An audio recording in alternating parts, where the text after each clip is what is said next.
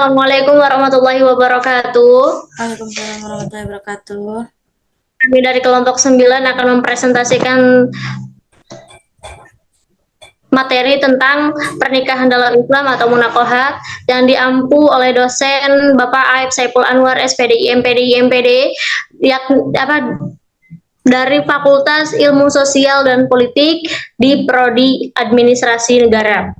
Baik, sebelumnya kami perkenalkan dulu. Nama saya Pebita Durindiani dari Biologi, dan ini ada dua rekan-rekan saya, yaitu Saya Siti Istiqomah dari Prodi Administrasi Negara. Saya Erika Restiani dari Prodi Administrasi Negara. Baik, itu saja. Sebelumnya saya ucapkan terima kasih kepada Bapak dosen Aib Saiful Anwar kan kesempatan pada kami untuk menjelaskan materi tentang pernikahan ini. Selebihnya kita akan membacakan materinya. Pokok bahasan yang akan kita bahas yakni pengertian pernikahan, hukum nikah, rukun dan syarat nikah, dan tujuan pernikahan. Pengertian pernikahan dan hukum nikah akan dibacakan oleh Erika Restiani. Baik, pengertian pernikahan. Pengertian nikah.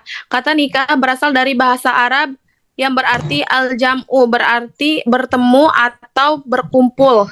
Menurut istilah, nikah ialah suatu ikatan lahir batin antara seorang laki-laki dan perempuan untuk hidup bersama. Dan suatu rumah tangga melalui akad yang dilakukan menurut hukum syariat Islam. Dalam sebuah hadis, ya dikatakan bahwa menikah adalah sunahku. Jadi barang siapa yang tidak mengamalkan sunahku bukanlah bagian dariku. Maka menikahlah kalian karena aku bangga dengan banyaknya umatku di hari kiamat kelak. HR Ibnu Majah nomor 1846.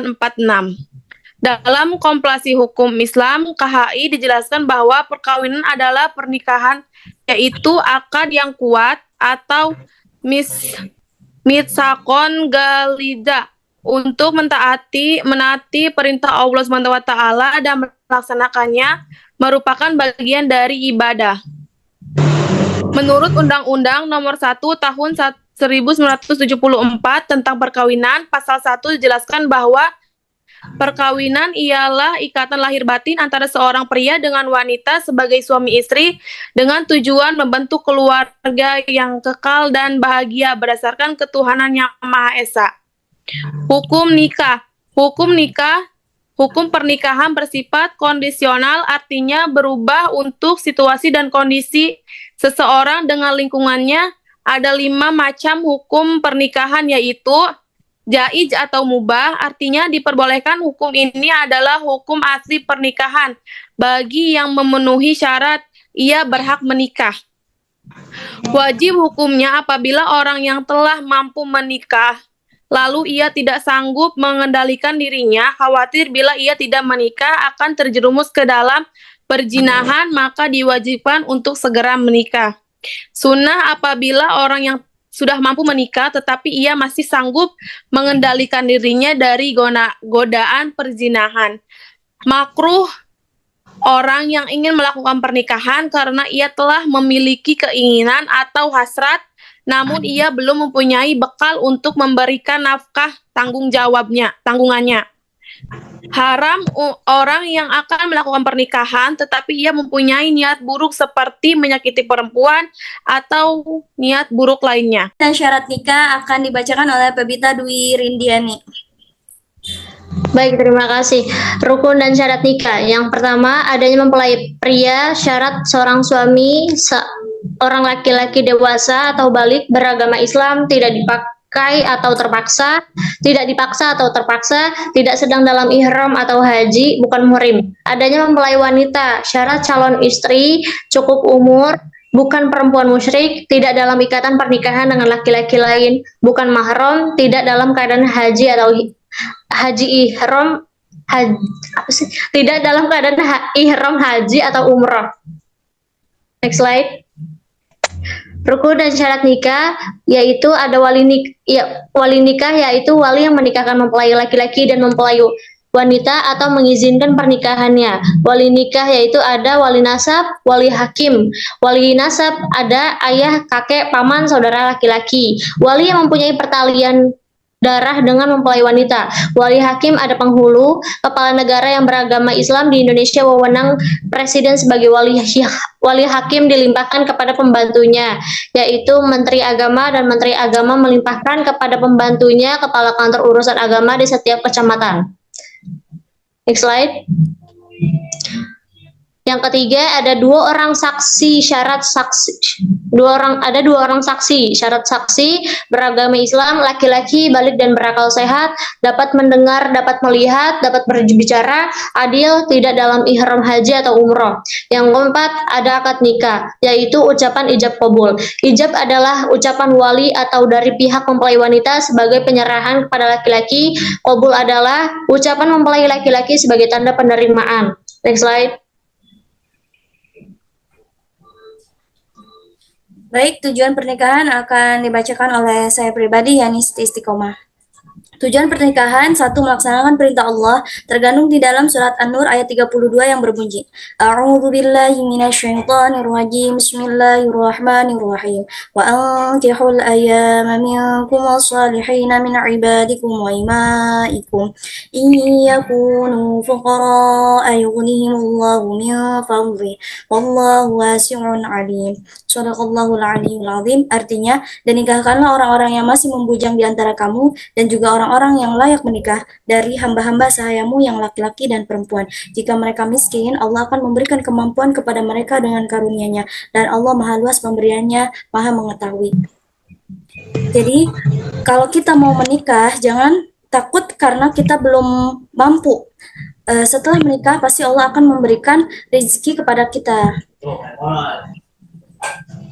Baik, kedua, melaksanakan sunnah Rasul. Selain melaksanakan perintah Rasul, tujuan menikah berikutnya adalah melaksanakan sunnah Rasul. Dengan melaksanakan sunnah Rasul, maka seorang hamba dapat terhindar dari perbuatan zina. Yang ketiga, mencegah dari perbuatan zina. Seperti yang sudah diketahui oleh banyak orang, bahwa dengan menikah berarti sama halnya menjaga kehormatan diri sendiri. Karena kita bisa untuk tidak melakukan hal-hal yang dilarang agama Islam. Selain itu, suatu pernikahan membuat diri kita bisa menjaga pandangan dan terhindar dari perbuatan zina, sehingga kita bisa menjalani ibadah pernikahan lebih baik. Dalam hadis dijelaskan, ya ma'syara syababi man istata'a minkumul ba'ata falyatazawwaj fa innahu aghaddu lil basar wa ahsanu lil farji wa man lam yastati fa alayhi bisawm fa innahu lahu wijaun. Artinya, wahai para pemuda, barang siapa di antara kalian berkemampuan untuk menikah, maka menikahlah, karena nikah itu lebih menundukkan pandangan dan lebih membentengi farji atau kemaluan. Dan barang siapa yang tidak mampu, maka hendaklah ia saum. Saum itu puasa, karena saum itu dapat membentengi dirinya. Hadis riwayat Bukhari, Muslim, At-Tirmidzi, dan lainnya. Tujuan pernikahan yang keempat, yakni menyempurnakan agama. Dari Anas radhiyallahu anhu, ia berkata bahwa Rasulullah SAW bersabda, "Idza tazawwajal 'abdu faqad kamala nisfad dini, falyattaqillaha fin nisfil baqi." Artinya, jika seseorang menikah, maka ia telah menyempurnakan separuh agamanya. Karenanya, bertakwalah kepada Allah pada separuh yang lainnya. Hadis riwayat Al-Baihaqi. Tujuan pernikahan yang kelima, yakni untuk membangun keluarga yang sakinah, mawadah, warahmah. Tujuan utama pernikahan dalam Islam adalah untuk membangun sebuah keluarga yang sakinah, mawadah, warahmah. Keluarga yang diselimuti ketentraman, kecintaan, dan rasa kasih sayang. Menjadi keinginan setiap pasangan untuk memiliki buah hati yang bisa dididik sesuai dengan ajaran agama, supaya memiliki kehidupan yang terbaik di masa depan nanti. Terkandung di dalam surat Ar-Rum ayat 21. Wa min ayati A'udzu billahi minasyaitonir rajim. Bismillahirrahmanirrahim. Wa min ayatihi an khalaqalakum min anfusikum azwajan litaskunu ilaiha. Shadaqallahu aliyyul azim. Artinya, dan di antara tanda-tanda kekuasaannya ialah Dia menciptakan untukmu dari istri-istri dari jenismu sendiri, supaya kamu cenderung dan merasa tentram kepadanya. Jadi kadang pernikahan itu cerminan dari kita sendiri, dari diri kita sendiri. Kalau kitanya baik, maka akan dipertemukan dengan orang yang baik juga, pasangan yang baik juga. Kalau misalnya kita belum mampu menjadi orang yang baik, maka kita harus memperbaiki diri sebelum kita menikah. Baik, Tujuan pernikahan yang keenam, menambah hubungan persaudaraan. Salah satu harapan dari adanya ikatan pernikahan adalah untuk menambah atau mempererat hubungan persaudaraan. Karena setiap pihak wanita dan pria masing-masing memiliki keluarga besar. Ketika seorang pria dan wanita menikah, masing-masing keluarganya akan otomatis menjadi satu keluarga. Sehingga akan semakin banyak hubungan persaudaraan yang terjalin. Seperti yang telah dijelaskan sebelumnya, tujuan menikah pada dasarnya adalah untuk beribadah dan lebih mendekatkan diri pada Sang Pencipta sehingga harus dijalankan dengan sebaik-baiknya. Jadi sebelum kita menikah, kita juga harus mempersiapkan ilmunya, ilmu pernikahan. Nah, dari sekarang perbanyak membaca buku atau enggak ikut kajian.